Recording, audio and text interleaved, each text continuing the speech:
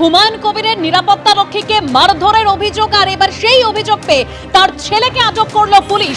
ঠিক কি অভিযোগ সামনে এসেছে? নিরাপত্তা রক্ষীকে মারধর করেছে হুমায়ুন কবিরের ছেলে, এই অভিযোগ সামনে এসেছে এবং এই অভিযোগ পেয়ে হুমায়ুন কবিরের ছেলেকে এবার পুলিশ আটক করেছে। হুমায়ুন কবির তিনি আবার পাল্টা নিরাপত্তা রক্ষীর বিরুদ্ধে দুর্ব্যবহারের অভিযোগ সামনে এনেছেন।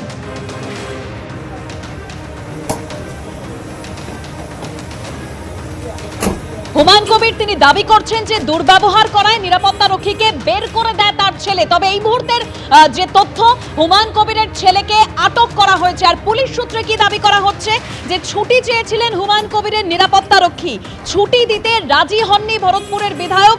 হুমায়ুন কবিরের ছেলে এসে নিরাপত্তা রক্ষীকে মারধর করেন, আর এই অভিযোগ যখন পুলিশের কাছে পৌঁছয়, পুলিশ হুমায়ুন কবিরের বাড়িতে গিয়ে হাজির হয়। আর এবার এই অভিযোগকে কেন্দ্র করে একেবারে হুমায়ুন কবিরের ছেলেকে আটক করেছে পুলিশ।